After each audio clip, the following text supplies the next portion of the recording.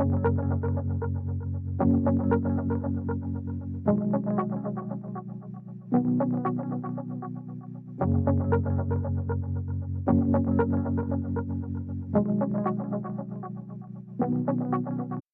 to you and see you and your presentation here from inside, but we are trying just like, okay, it's gonna be 2 minutes. So before you start your presentation, let's see, I will ask André to introduce himself as well. Yeah, perfect. So we can take, we can be a little. Okay, so good morning. And nice to meet you. I'm very honored to be here. It's such a pleasure. My name is André Cruz. I've been working for Bradesco since 2010, and at Nova Bra I started in 2018, and I work with user experience at first, and now since April 2020. I'm head of culture and communications. My mission with an incredible team is to foster innovation culture, because we have a lot of technology, but technology is a means, not innovation by itself. So we must empower people and make people awesome, because innovation is created by people. So it's not about technology, it's not about a lot of money invested in technology, but in people. And we have some challenges, of course, because Bradesco, as you must know, is a bank, and we work under a lot of regulations and a lot of compliance, and we must live with the barriers of culture, because we have a bank with almost 8 years old, so it's very complicated to. I don't know if how many of you work with culture, but it's a it could be a little bit frustrating and exasperating sometimes. But when you reach some goal, it's very nice. So that nurtured me to to continue to work with culture. And again, I'm very happy to be here, and I hope to share it and know about everything and about Mina as well. Thank you. Good. Now, it looks like we're back online at YouTube. Welcome our online guests. I'm gonna pass again to Mina Vikholm. Mina was about to start her presentation, but we lost connection with the online people at YouTube. So now, Mina, welcome again. And we're looking forward to see what you have to share with us this morning. Okay, thank you. Is my presentation, Rodrigo, okay? Yes. Yes, it's visible and okay. Perfect. So really nice to talk about a cultural transformation. How do we see it in Nordics? I think that is all around the world. It is probably as difficult. So I think that it's typically quite a long process and requires a lot of persistency, planning, and of course agility in a way. But I'll share you some examples on what kind of cases we have done here in Nordics. Many of the companies that I'm kind of presenting the cases, so they are actually global companies. So in that way, I would say that the sort of the transformation is maybe led from Finland or Nordic countries, but it is reaching out to the whole world in the different kind of offices that these companies have. But yes, so I'll first start with a few introductory slides to the topic. Just a moment. Let's see. Here, okay. So life begins at the end of your comfort zone, and this is a picture from Ruka, from Kuusamo, from Finland, from Lapland, and I wanted to share this with you in the beginning, as I think that this is probably not the best comfort zone for you. So this is a picture taken by myself, and I was actually skiing here in the midst of Lapland. I think that it was something like minus 20 degrees, and wind was blowing, even though the trees are sitting still. But the sort of the transformation when we look at in the companies, it requires a lot of creativity from all the people who are working with it, planning it, and of course who are in the midst of change. And I think that the one kind of a crucial element is typically in these cases that we have worked with, it's very much related to the innovation and the sort of the building up the innovation capability in the organization or becoming more agile.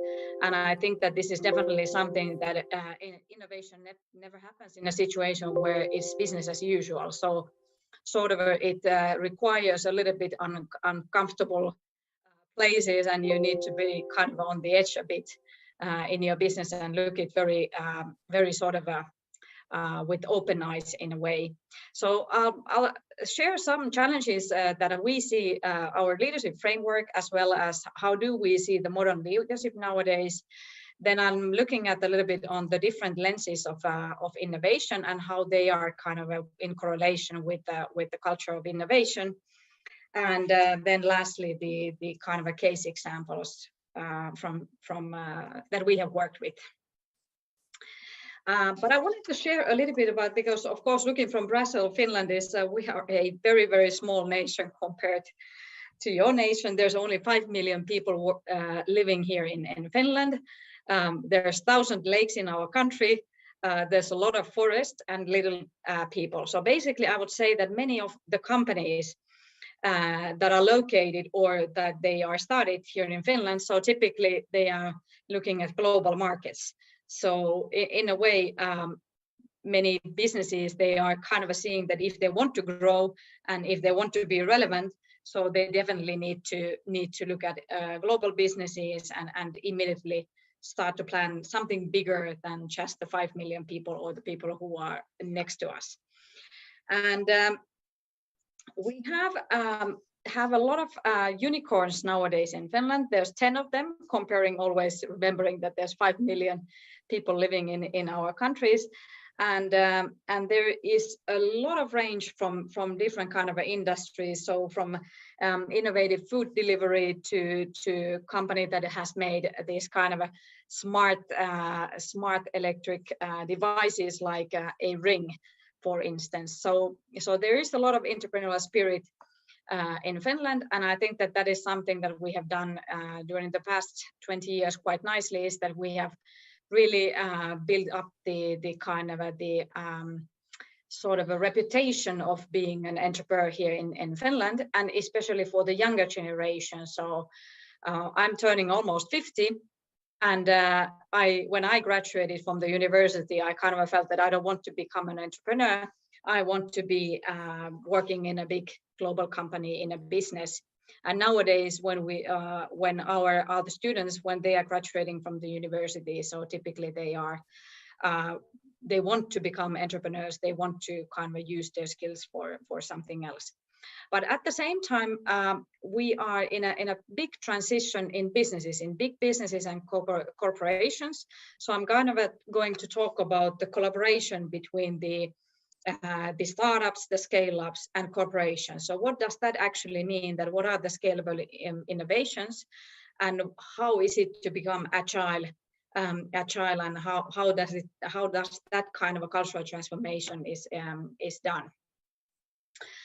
And I wanted to actually start with this kind of that there is a challenge nowadays in business, that when you are at the same time you're looking back your business, or you are kind of making sure that your business is going really nicely currently, but at the same time you really need to be looking ahead. And there has been big transformational industrial changes here in Finland and in Nordics, and majority of them has been in the forest industry. So as I said in the beginning, we are a country of a lot of trees. And the forest industry is huge in here. And I think that actually many of our biggest companies are located in, or they have their own activities in Brazil as well. So in these businesses, we all know that digitalization impacted a lot of this kind of a paper businesses, and actually the paper is less and less sold in the world. But they have been very innovative in transforming their businesses, and they are really have kind of turned their business upside down in 10 years time. And the revenues for these big global companies are coming from other than newspapers nowadays, from packaging materials and all this kind of I would say that this kind of biomaterials and what all you can do with those. So in a way, I think that the managers are in a situation that they really need to be at the same time looking at their own business and at the same time building the future. And typically the future requires innovation. It requires a lot of different kind of skill sets than previously. And if I look at the World Economic Forum and the kind of the skills that are needed in the future, so complex problem solving, critical thinking and analysis, agility, creativity, and all of these topics, so they are super important in nowadays when we are looking at the innovation. How do you cherish this kind of capabilities in a company, and how do you do this transformation in businesses?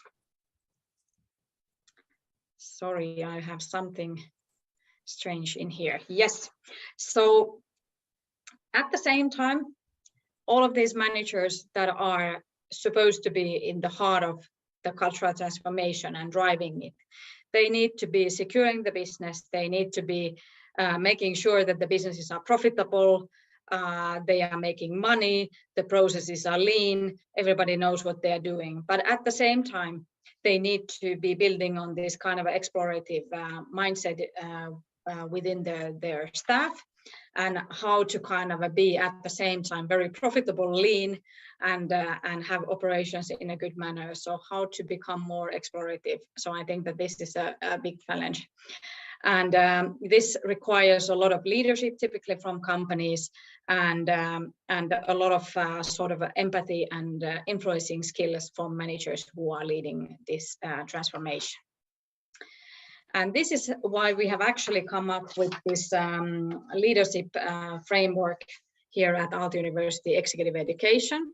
So we have looked at what is the kind of the leading with impact, what are the organization's capabilities and strategic direction, where the company wants to go, and then there's a lot of kind of skills and ways you can kind of build the capabilities in the company, and how to kind of look at the organization from a different perspective.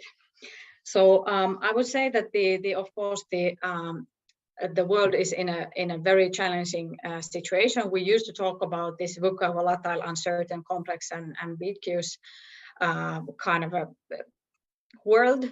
And nowadays we are in a much more challenging situation, where the chaos has replaced actually complex. There is volatile, and there's a lot of anxiety in businesses. Things are not happening in a linear manner, so especially in a very engineer-minded professions. So you are linearly planning a lot of things, but nowadays it's very difficult to kind of foresee how the business is going. You need to be very agile to actually impact and make changes in the business. And in some ways, it's very incomprehensible as well on what is happening. And I think that this is demanding a lot from the leadership. So in order to be a great leader and to have a cultural transformation taking place in a company, you need to be having this sort of a very different kind of a skill set, and you need to be your true self in a way. So I think that this is the list on the left hand side. So you need to have a holistic view on the business, but at the same time, it's very difficult to kind of understand where the business is going, because the kind of the parameters are changing. And at the same time, you kind of empower the people who are working with you. so that you have a team that can navigate in the changing environment and actually kind of seize the kind of silent signals that are coming to the business, and at the same time the agility in the business. So the business needs to be operating, it needs to be going forward very fast at the same time, and still you need to be kind of innovating. So there's many things that you need to kind of do at the same time.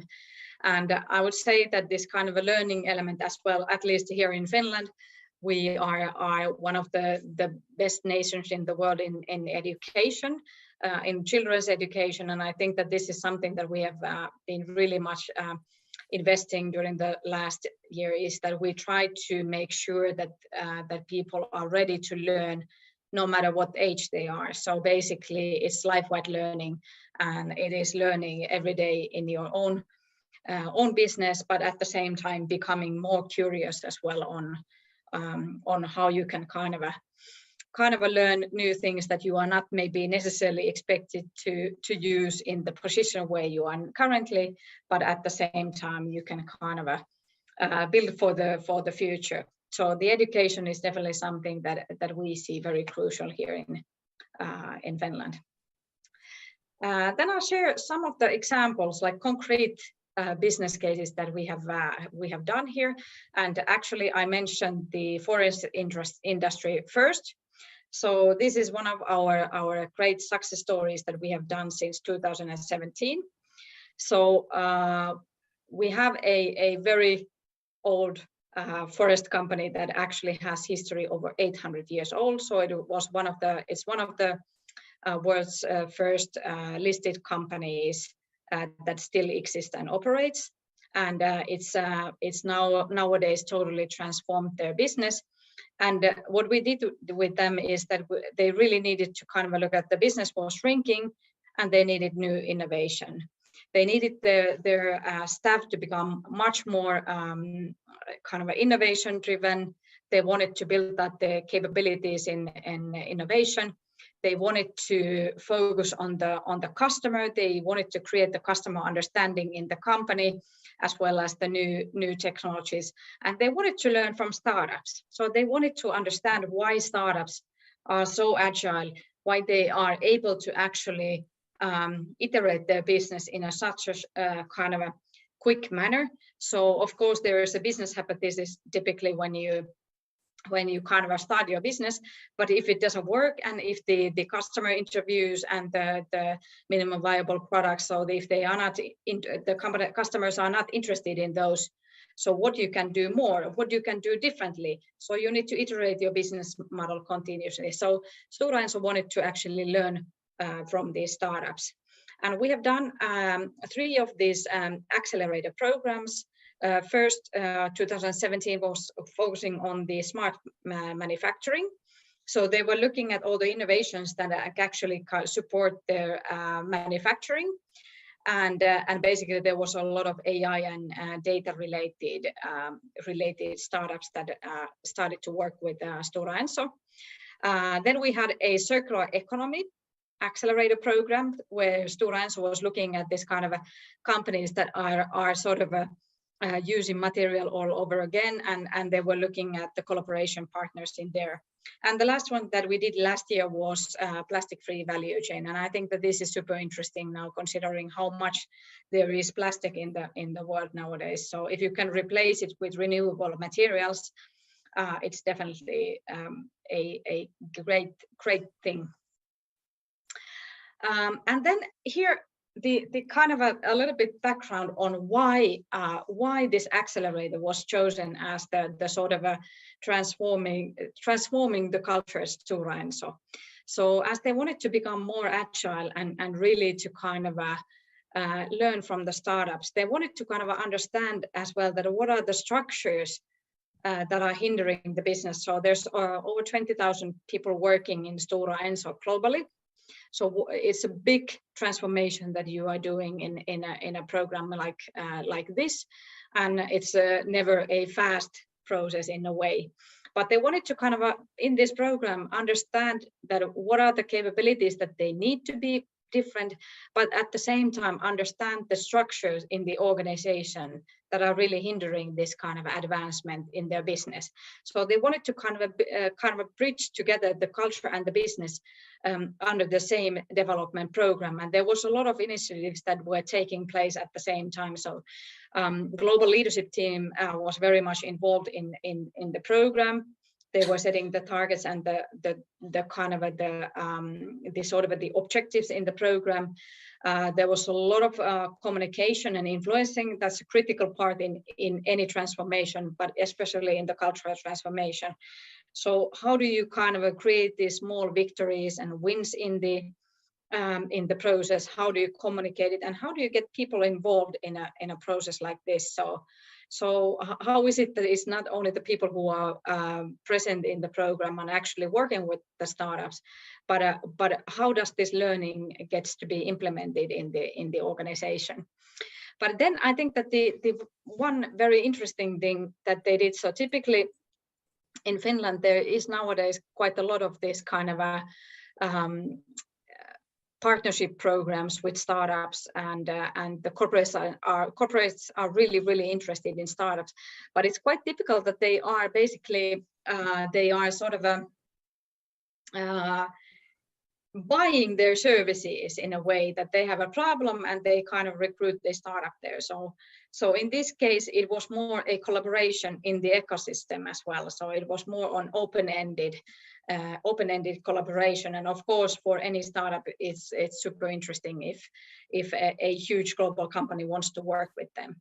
And then there's the hands-on business cases that the participants were working with, as well as certain business metrics, and as well metrics to measure the transformation in the company that took place as well. And the next, I think that this is something that we see really important. So there needs to be, of course, always, we all know, representing academic institutions, that there needs to be the top level desire for change. That's the most important one. There needs to be an understanding that it's not a quick win, it's a process. There needs to be a strategy and vision by the leadership team set in the organization, so that everybody understands why we are doing this. There needs to be structures, but there needs to be understanding as well that what are the things that are preventing the change to happen. So at the same time, I think that there is two structural things that you need to be working with. And there needs to be capabilities and skills. So there needs to be this kind of upskilling and reskilling programs as well for the participants. So it doesn't happen in isolation. So you need to help people to actually transform their business and at the same time transform the culture. And what we felt in the accelerator was that when there is this kind of a great stories that you can share, when there is this pilots and this kind of a great wins, it really helps to have this kind of ambassadors or change agents in the organization, that whenever there is a business challenge, there is a, hey, I'm the change agent, then you can come to me and really I'll work with you to find the solution to the problem. And then naturally the scaling this kind of a change in the organization. So in a big company, it requires a lot of this kind of intensity and planning in the organization. And shortly describing on how we did it in this case. So we had learning modules. So I would say typical executive education and professional development learning modules. But at the same time, there was this very intensive 4-month period when the executives from the Stora Enso were working with the startups, and they were working on a goal set by the global leadership team and set in the strategy, and really kind of the working towards the transformation within the company. So the important part in the middle is the C-level executive commitment, and really giving time and investment and sort of a support for the participants as well. Shortly showcasing how we did it. So basically this is a process of, I would say, 9 months. So there is an onboarding session for the global leadership team, setting up the theme for the program. Then there is a sort of an ignition phase where you're looking and starting to find the the startups to work and really be interested in working with the corporation. The next one is the collaboration phase, where there is the founders from the companies as well as the big organization. They're working side by side, working on the business case, learning new things, and immediately applying them to the business. So I think that this is one of the most interesting and important parts in the program. And then, of course, there is the kind of a scaling phase. So when you come up with something new, so how do you actually scale it from there? Then very shortly, a few other cases. So we've worked with ABB as well. There they have not worked with a startup, but it has been a internal business cases. They've done sprints and learned how to kind of do things differently. There has been this kind of a co-creation in a heart of it. Actually, very iterative process on looking at the business and how to kind of operate in a way, and how to kind of look at the business cases from a different perspective. So very guided process with sprints, with learning, and then with the business cases going forward and actually validating them with the customers. And I think that it doesn't always, of course, require other companies or startups to be involved in a cultural transformation in a company. But when we are doing it very highly focused on the business cases, I think that it is kind of a sort of the change is happening while doing. So it's much more interesting in a way to do this kind of a change in a business context. Then the next example is from a 5G business. Here we had also 5 teams working for 5 months with business cases, validating with them with companies, and there was a very systematic process for these teams to take it forward, and they got as well a lot of this kind of course, practices how to kind of validate the business cases. But at the same time, kind of how to become much more customer oriented in everything, in the way they are working. And this is, of course, when you have a process that is supporting this. So I think that this is really, really an important part in the transformation. Mina, then, one question for yes. you. Can I ask a Yes. question? Was it on purpose that you had 5G, 5 months and 5? I'm just making a joke with you, but I found it interesting on your previous slide. Yeah. You had 5 teams, 5 months for 5G. It's a 5-5-5. Oh, a lot of fives. Yeah, you should have Yeah. named it a 5-5-5 program. Yeah, 5 times 5 is 5 and a Joking. plus. Yeah. It's an interesting combination. But yeah, in 5G business, it has been quite interesting, because of course the 5G business, I think that it's interesting because it actually impacts all the industries. So you can choose whether you're working with learning, whether you're working with healthcare, whether you have a manufacturing industry. 5G networks are all over the place. And as you probably know, we have Nokia here in Finland as well, that is actually globally building the networks as well. So it's a very good country to do 5G innovations here in Finland. Yeah, really interesting. Yeah. Sorry to interrupt. It's okay. I missed the joke. You know me. Yeah. It's okay. 5G. Actually, they're building on 6G here in other university now. So let's see when that comes. Maybe in the future. But the last case I wanted to share with you is from LG from South Korea. So we have been present in South Korean market for almost 30 years nowadays. Many of the big corporations have had their learning in collaboration with us. But in this particular case, I think that it was quite interesting. There was a team of 15 people who moved to Finland. Of course, in the summertime, it was much easier than in the winter that I showed the picture to you. So this was at the summertime. So they came to Finland. There was a business case that they were building, And there was a lot of interviews as well as this kind of faculty supporting them to take the business case further. And I think that this is a really an interesting that you kind of send your people. So we could send a group to Insper to Brazil, and you would support our participants to do a minimum viable product, test it and iterate it and test it again, and then the team comes back and they launch it in their own country. So I think that this was really interesting and very kind of taking your team out of the comfort zone. So definitely very different kind of experience for them, and of course a multicultural experience as well.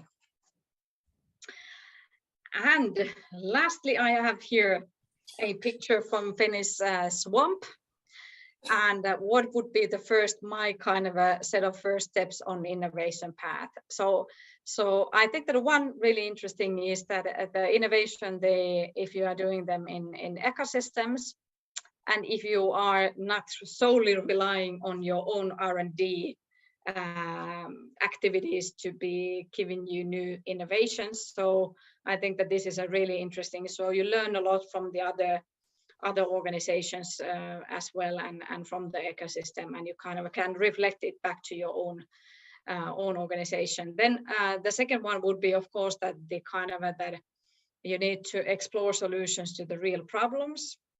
And this is definitely in the heart of cultural transformation. So if you want to change how you work in your business, so to really give them totally different kind of challenges in order for them to kind of nurture the culture as well.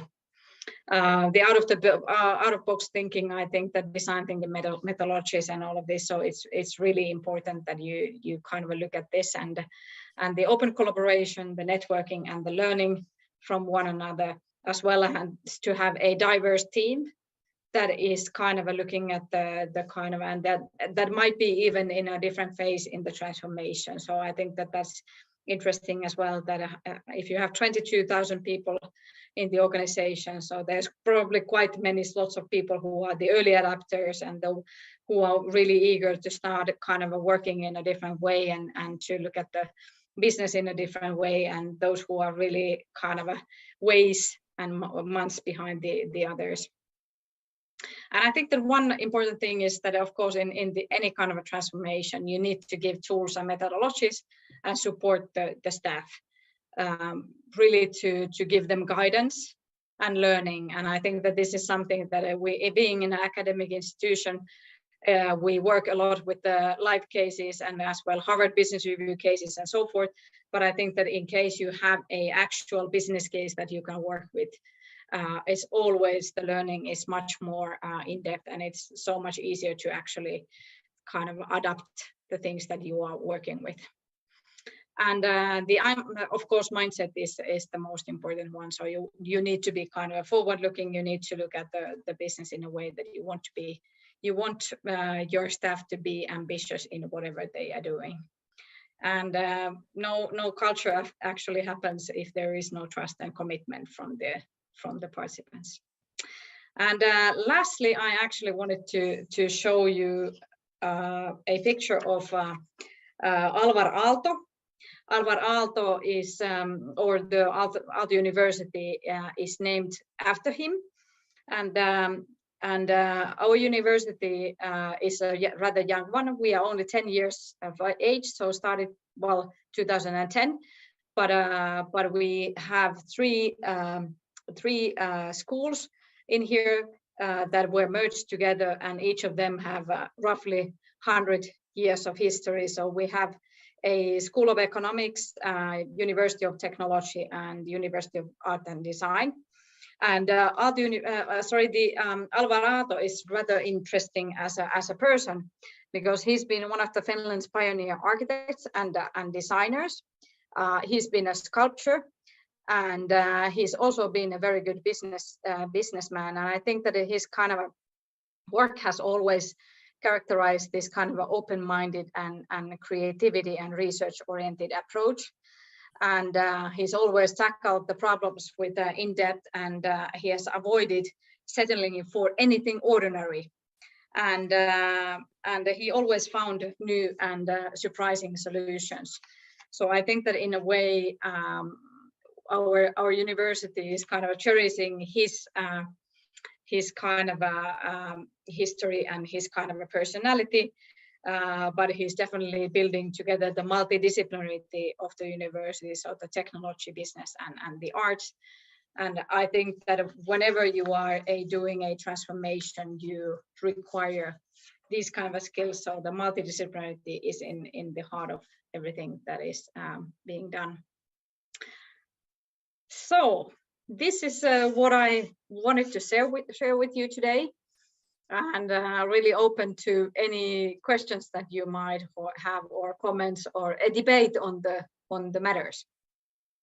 Thank you.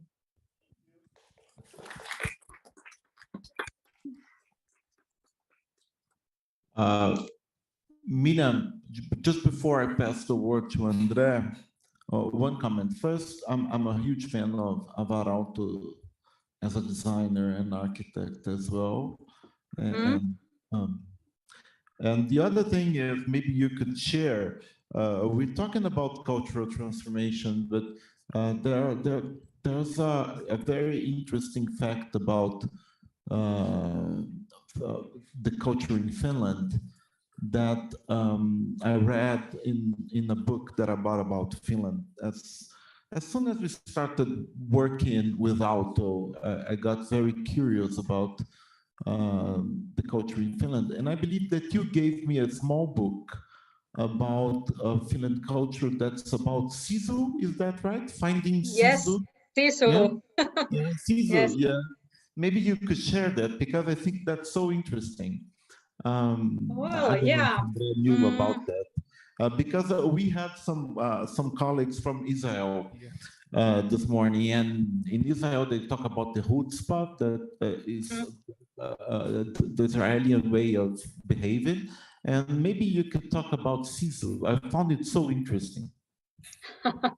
Well, sisu, it's a really interesting kind of a, I don't know how to actually call it as well, but it's sort of something that is within you. And I think that sort of when I started the presentation with the winter picture. Yes. So if you survive in a that kind of an environment, you can imagine at some stage we haven't had the electricity in our houses, and we have been chopping the wood and so forth. So you have definitely needed sisu in order to kind of survive. But I would say that in nowadays, the sisu is it's sort of a mental mindset that we have. So basically, you don't you require a lot from yourself. You are very passionate about everything that you do, and if you want to do something, you really make it sure that you kind of reach it. So it's something like, it's like a gut feeling that you have within yourself, and you really persistently go forward with everything that you're kind of aiming to do. So I think that there is probably very many explanations on what is sisu, but this is my interpretation of the concept. Really good. Beautiful. Yeah. Thank you. Yeah. It's important to bring a human perspective when you're talking about culture, right? Yeah. Yes. Good. Do you want to ask something for me before you start the presentation, Andre? I'm talking to you.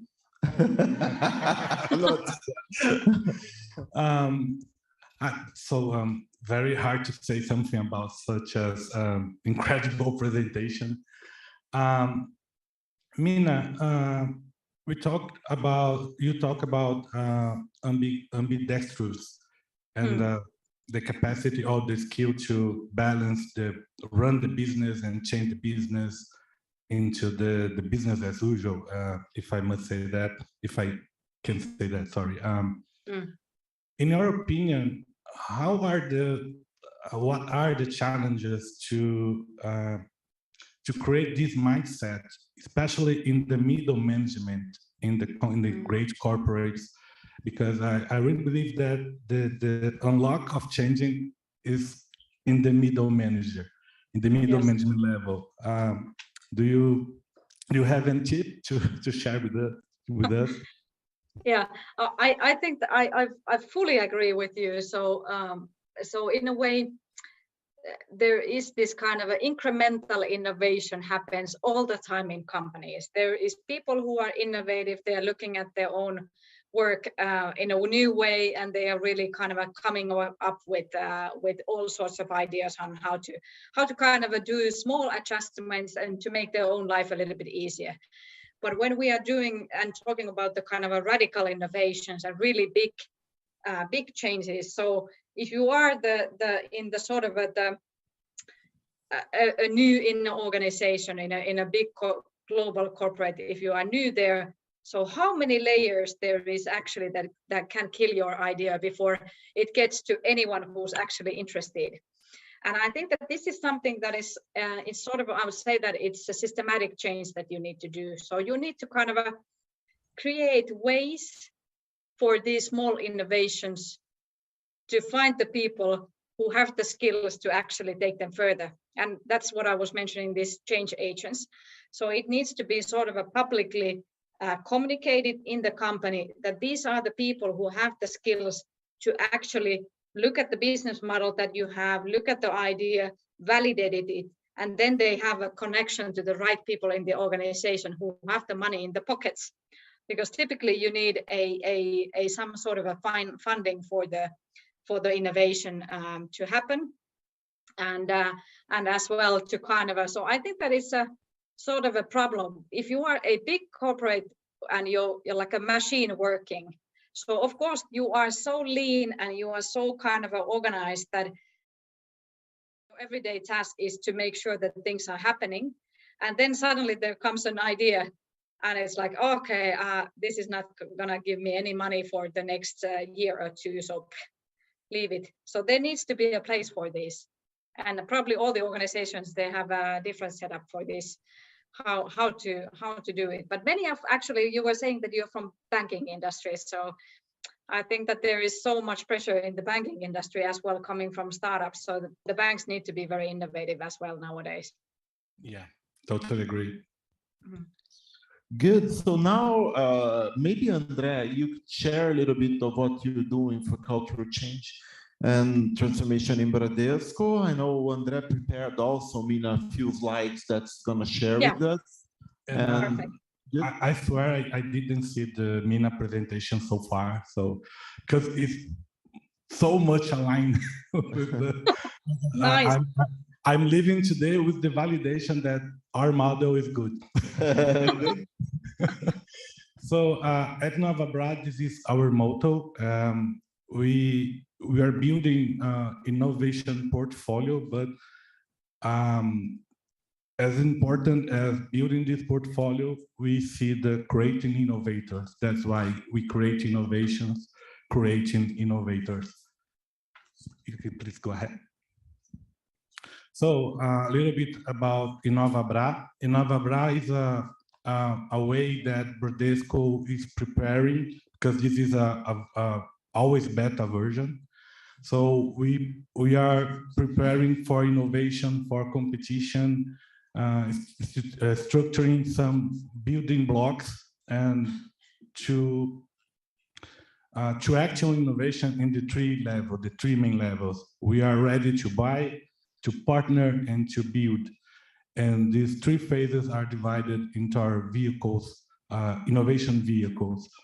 So we are ready to M&A for corporate venture capital, open innovation. Here in São Paulo, we have the Innova Bra Habitat near Paulista Avenue. So it's our co-innovation space, and the point that we connect with the startups ecosystems. We are ready for joint ventures, for incubators. We have a huge tech lab in Alphaville with IBM, Google, Amazon, AWS, sorry, and some internal program innovations when we create an arm of entrepreneurs to create innovation within the bank. This. And I will not go into details here, but this is the building blocks. Innova Bra is a complete ecosystem when you have since the internal innovation programs, and the last block we built is the ideation or ideação in Portuguese, that is our innovation culture program. So, as the name suggests, ideação or ID action, if I can translate to English, is we sum up idea in action, because that say that an idea is worth nothing without execution. So we don't like to be a program just to, hey, give some ideas for us and then we see what's going on with them. No, we can action beside of above all. And ideas and action represents the attitude that we must see and want to see in every almost 90,000 employees that we have in Bradesco. All right. So that is the motto: creation innovation, creating innovators. And culture, the culture always will follow the structure. So if sometimes if I going to ask, for example, to any C-level executive, hey, would you like to, do you like to have a more innovative corporation? They will say yes, totally. But why we struggle so much to have more innovative corporations? Because it's not about only talking about innovation. We have to change the structure, the process. If you go to a classroom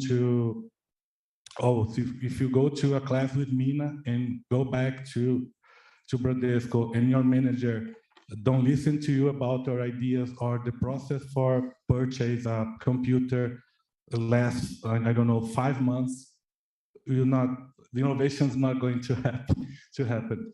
So it's a matter of thinking about innovation and talking about what you think and walk the talk, and then doing the things that you are talking and challenging to change, and see the results, reflect on the results, and then it is a cycle. Because culture is culture transformation projects. They don't have aims. They don't have closures. It's always a cycle. Okay. That's why I like to call it adaptation, not transformation, right? The semantics amazing. Is so important, because, and it's just like digital transformation. And Mina remembers that, because when we built our digital transformation program, I was always provoking about the transformation thing, because transformation for me gives an idea that something turns into something, but at the same time we know that we are not gonna turn into anything, because we'll have to be always changing all the time. Sorry about that, but I couldn't hold. It's like creating ice cubes without making ice cubes. And in that matter, that the culture follows the structure, I really believe that we must work on the narratives and the artifacts that we have on our structures. I brought that some examples for in a company that has a lot of steering committees, a lot of compliance process. The narrative that we are creating is we don't believe in people, we don't trust people. So fail here is not something that we are. Fail is not something that we are willing to see here. By the other hand, if we have innovation awards, if we foster the appropriate attitude towards a more innovative culture, the narrative or the assumptions that we are creating is the opposite. I mean, innovation is all that matters. So we must be consistent between the things that we talk, we train, or we learn, with the things that we do by in the day by day at corporations. And the battlefields that we have in our program, the ideation or ideação, is empower, inspire, enable everyone to be an entrepreneur, intra-entrepreneurial, changing employees to entrepreneurs.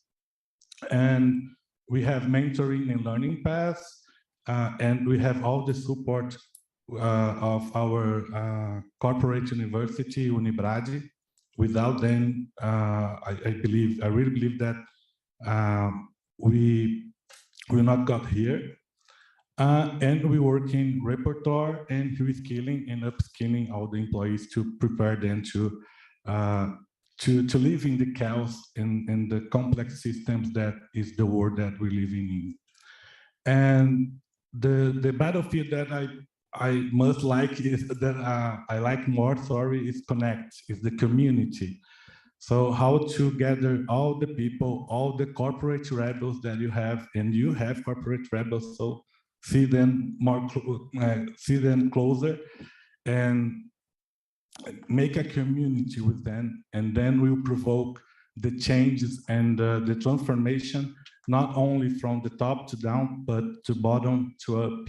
So I really believe that transformation in culture is not a matter of waiting the C-levels doing something, but we must meet in the middle. Okay, C-levels has their job, but we on the basis have tasks to perform, some things to learn, to be ready for transformation. And communicate, how to create some narratives that bring to us some changes. How can we, for example, transform? Oh, innovation is a side job. We do this when we are when we have free time to do. No, innovation is part of our day. So how can we change this narrative with more positive narratives towards our innovative culture, and materialize as a bank? We must bring some results. So when you work with cultural programs, we'll have tons of feedbacks, but CEOs and executives don't like. They like, but they prefer ROI and something like that. So we try to materialize, how to transform all the knowledge, all the connections, all the repertoire in experimentations and MVPs, and impact the bottom line of the business. And some results until now: more than 450 people empowered in last 3 years. We have a Yammer, a digital community platform with almost 4,000 members. This year, we have 250 innovation heroes, or our influencers. They represent almost 8% of all the business units in the bank, and they help us to pollinate and disseminate the narratives, the repertoire, and the attitude that we want to see in everyone. 70 hours of innovation content produced by our executives. We have a streaming platform, so these videos are recorded and available for everyone at the bank. Tons of content, challenges, MVPs, experimentations, and as I said, lots of feedbacks that make us proud, not but the executives must be proud as well. And at Innova Bra, in our program, in our culture program, we like to bring some reference from Matrix, especially the red pill or blue pill. So working with culture, in my opinion, is just like that. You can please go ahead.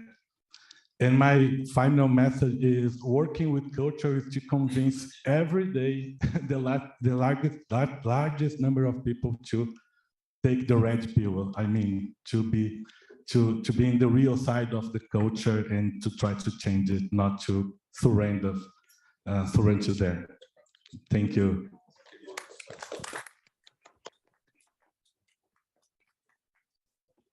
Nina, do you have any questions for Andrea? Oh, I have plenty of questions. I think that the first one was really what I want to ask is actually you mentioned that the bank leaders that they are interested in the profitability and all of those things. So which is of course very understandable. If you're running a business, you wanted to bring money in. How do you create this if there is no burning platform for the business? Because in the case of Stora Enso and in the forest industry, the market was going down. It was definitely going down. And there was a place for this, but if the business is good, so what is the reason for innovation then? Oh, Sorry. No. The finance industry, I think around the world, not only in Brazil, has been attacked from all the sides. Our competitors are retailers, are big techs, are fintechs, and new startups. So innovation for us is a matter of survivance. If you don't do this, we're going to die, simple like that. So Bradesco is known by innovation, mostly based on technology. I think the change that we are creating is to see innovation as not only only technology, but new business models, incremental, adjacent, and especially disruptive innovation. So we are discussing how could we be the first bank in the metaverse, for example. Of course, not because we dream about that, but because we need to do this in order to be to keep relevant to our customers, and the customer that is more rigorous, is more exigent. I think that's why it's the matter of survivance, not because the numbers. Being a bank in Brazil is very very nice market to be. But even though, sorry, is a matter of survivance for us. Yeah, He's I fully agree. Because they make lots of money. But this is a huge bank. It's I think the biggest in Brazil, and that was a great question, because if you're making money in your current business, right, the usual way. Usually what happens is you just sit there and see, we call it in Portuguese, we have a dictate that says, pay to see, pagar para ver. Let's pay to see, right? You pay, you just like, well, let's see if it happens, right? Yeah. Let's see, maybe we're lucky and anything happens. But I think that's very important that Bradesco made this move, right? And you made it many years ago. And we used to say that banks have a lot of profits. An innovative bank has a lot more. Very good. And the other curious fact, maybe looking from outside, I mean, I've never worked for Bradesco. You're a very important client. We've been doing ExecCAD for Bradesco for a long time, even with an MBA that we have together, right? It's an MBA developed for Bradesco.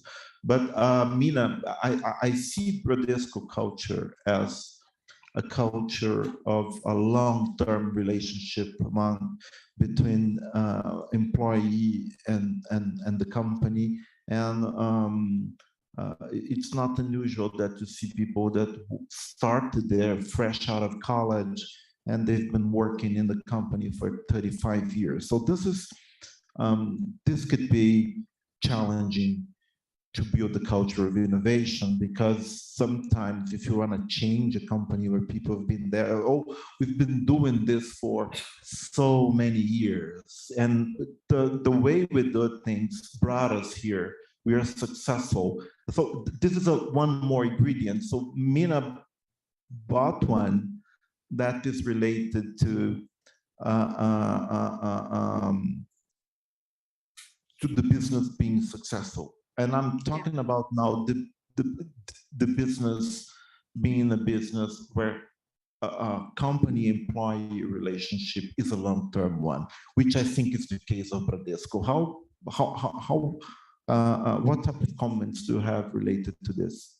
Okay, I can say that I am the living proof that Bradesco is changing, because imagine an executive wearing jeans, a ponytail, beard, and tattoos.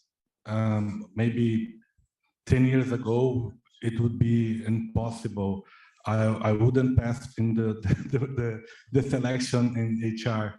So this we see a lot of changes all the time.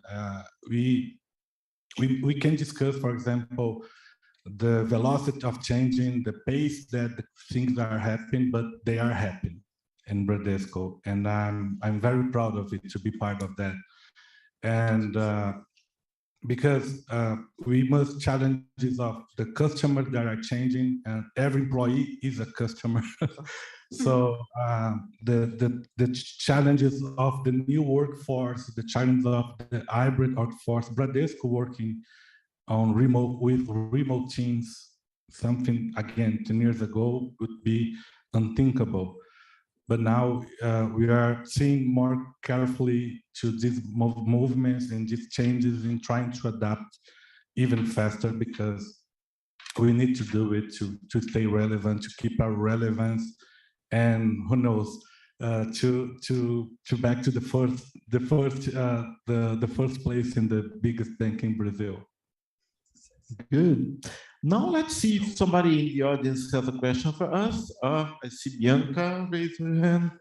I'm gonna take the mic too.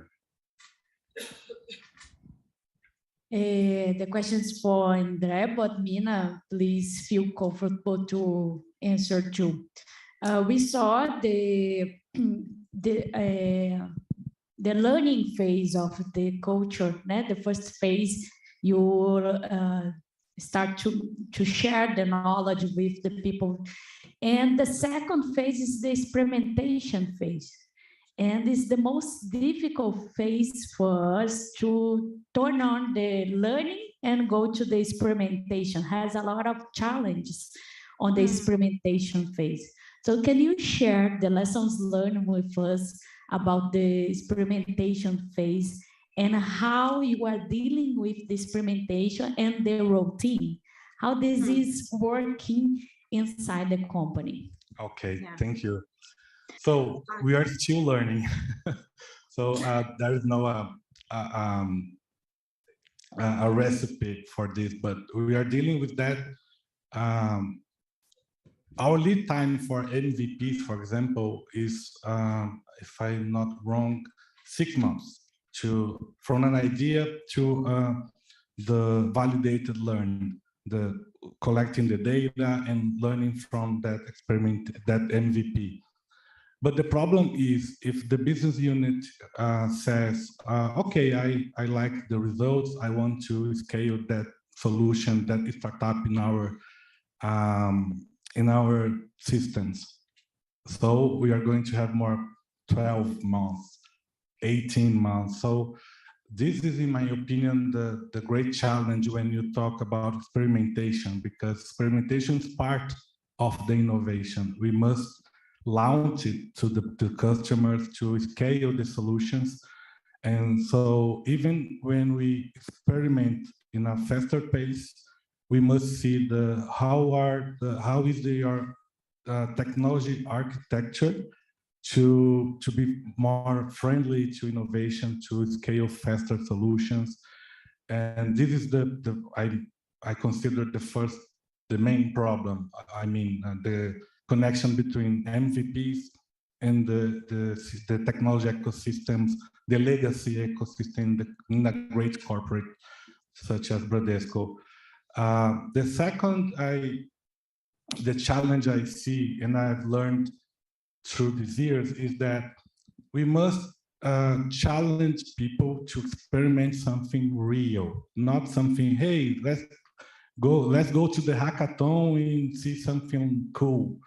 And then we have a pitch session, but none of that we're going to be a solution to be built again there. So if you can connect real challenges of the business units and turn it into a experimentation, innovation challenge, a hypothesis to be tested, I think is more easy to empower and to engage people around this experimentation. Otherwise, people will be, I don't know, I'm here in the design sprint session, just learning how to conduct or to facilitate a workshop session. Mina, do you have any comments regarding? Yeah, actually, I'd like to comment on that. I think that it's very easy for corporates to say that go and find ideas and experiment and come back with great ideas. It's a very loose and way to approach, and I really agree with Andrea with the fact that we have a methodology in place in there. So I think that it's sort of a process in a way. You need to have someone who's facilitating the process. You need to have tools and frameworks that you can actually use.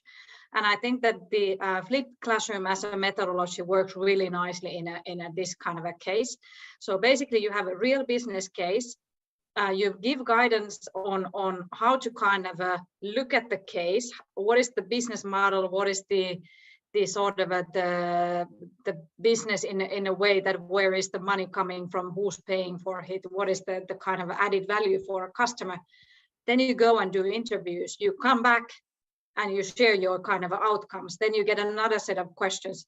So I think that the process actually supports it because you're expected to come back with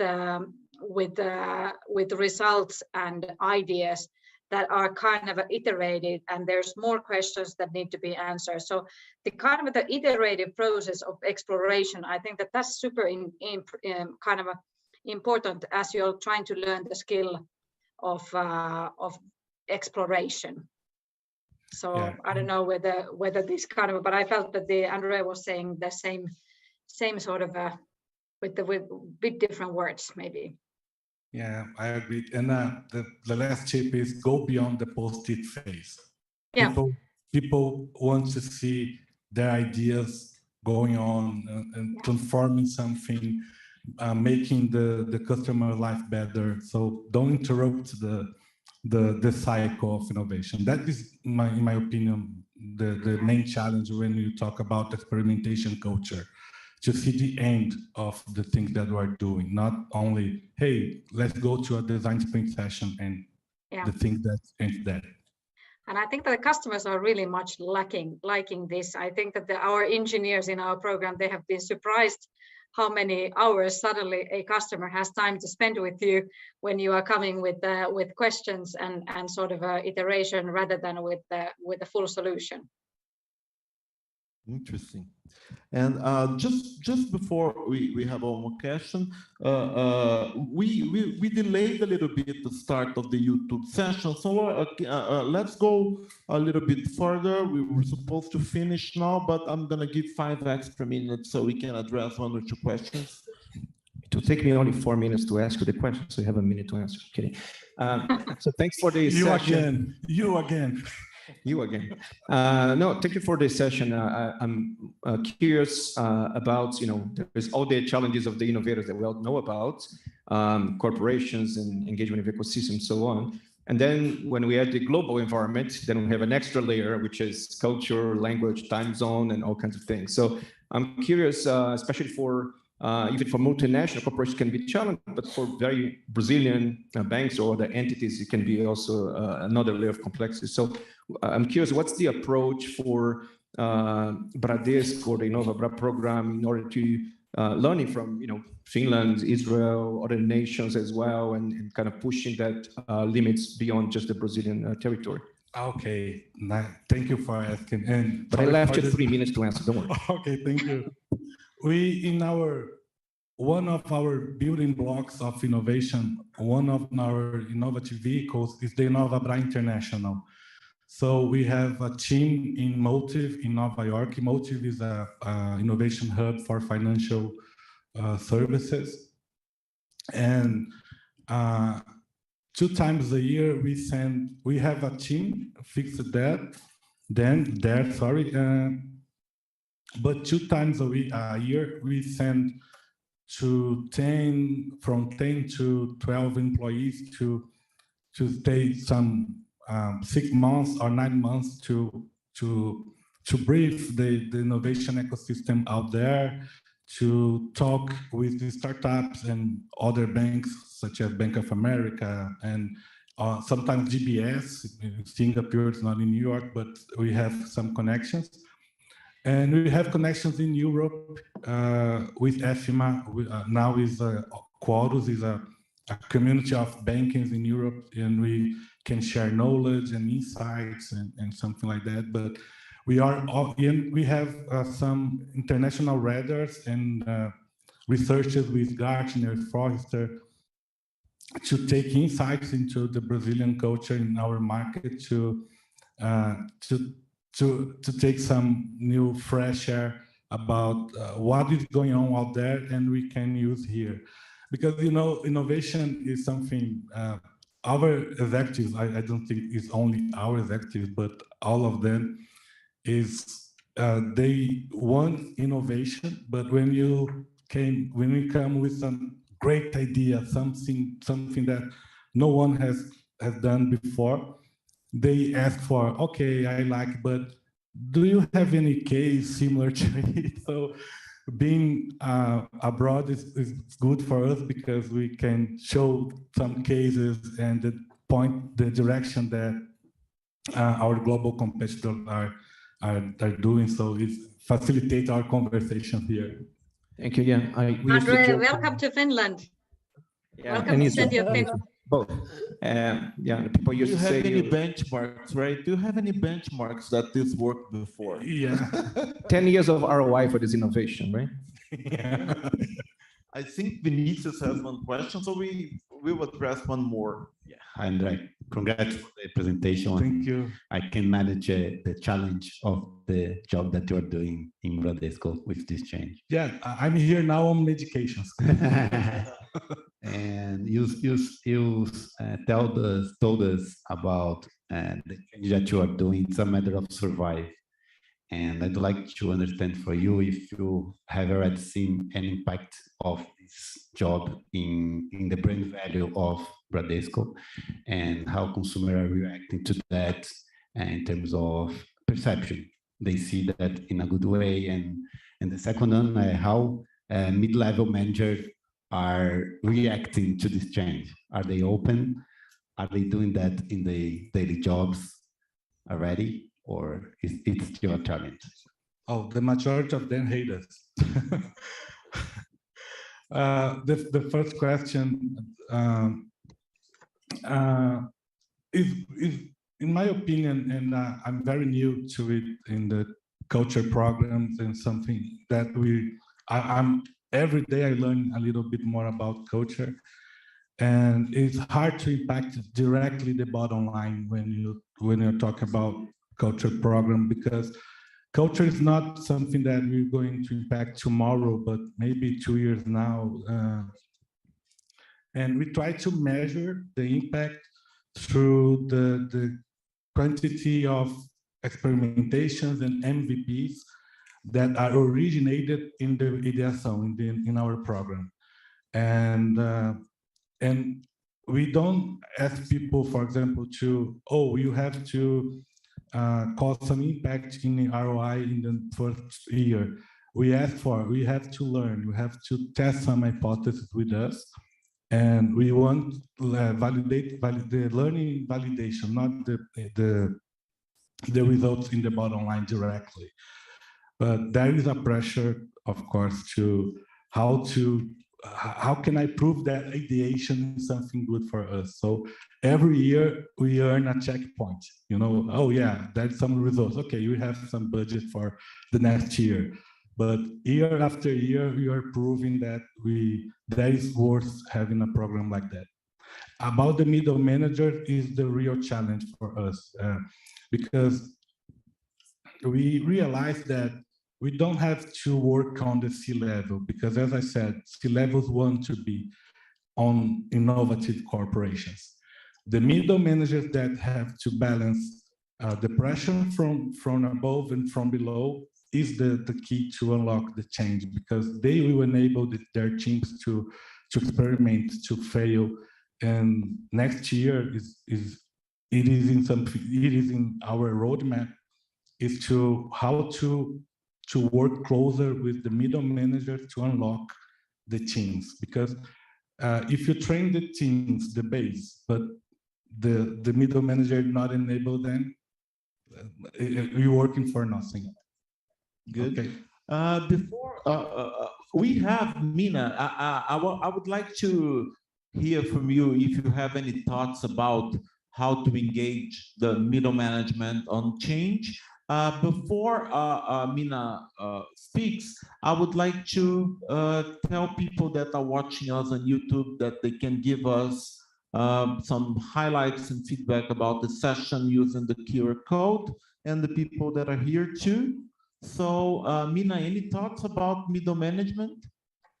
Yeah, I think that one interesting aspect in one of our programs has been as well that it's quite typical that in this kind of executive education programs, you have a certain job grade that joins the program, and it's a nomination based. And what we have done in certain cases that is basically everyone in the organization can apply to the program, which is demanding and taking their career to the second level. And it's a place for them to showcase what they know and what they can do. So I think that in order to as well tap into the talent in the organization, so the open application for a leadership development program, for instance, or this kind of a innovation program could be a good idea. Really good. No, before we still have some more questions here, but I wanted to keep track of time because I know there's people online. I know it's late in Finland, and you want to go to your forest house, that amazing house that you sent me pictures of. But let's see what we get as highlights of this session before you leave. Really good. So there's a lot about culture, collaboration, go beyond post-it, a lot of takeaways, convincement, middle management work, day-by-day fighting. That was really good. Mina, I wanted to thank you for this amazing session, for sharing with us what you've been doing in Helsinki. And also thank André for sharing this amazing case of InnovaBra. I'm a huge fan of the innovation program that you built there. And let's go on with the questions after we disconnect from the online session. We still have lunch and time to chat and share more. Thank you very much, Mina. Thank you. Bye-bye. Have a great session. Bye-bye.